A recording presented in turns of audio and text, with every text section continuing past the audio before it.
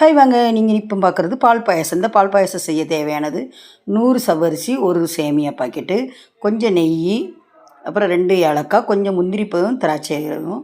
அப்புறம் பார்த்திங்கன்னா 400 கிராம் ஜீனி, 1/4 லிட்டர் பால். முதல்ல வந்து அடுப்பு பற்ற வச்சு நல்லா குக்கர் சூடாகும்.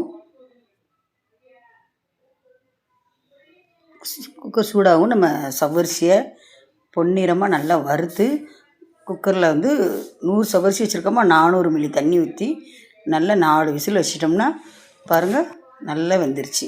வெந்ததுக்கப்புறம் நம்ம சேமியாவையும் நம்ம வந்து லேசாக வறுத்து போட்டால் நல்லாயிருக்கும். அது வறுத்ததும் போட்டாலுமே நம்மளும் வறுத்து போட்டால் நல்லாயிருக்கும். அதுக்கப்புறம் ஜீனி நம்ம வச்சுருக்க 400 ஜீனியும் போட்டு நல்லா கலந்து விட்டுட்டே இருந்தோம்னா கடைசியில் இறக்கி நல்லா அது பாலை ஊற்றணும். கரையும் இல்லைன்னா தெரிஞ்சிடும். இப்போ அமர்த்திட்டு தான் நம்ம பாலை ஊற்றணும், இல்லைன்னா அப்புறம் முந்திரி திராட்சை நெய்யில் வறுத்து ரெடி ஆகிட்டு அதையும் போட்டாச்சு. நெய்யில் வந்து முந்திரி திராட்சை வறுத்து அதையும் போட்டு பாயாசம் ரெடி. பாயாசம் ரெடி. பிடிச்சிருந்தா லைக் பண்ணுங்கள், ஷேர் பண்ணுங்கள், கமெண்ட் பண்ணுங்கள், மறக்காம சப்ஸ்கிரைப் பண்ணுங்கள். தேங்க்யூ.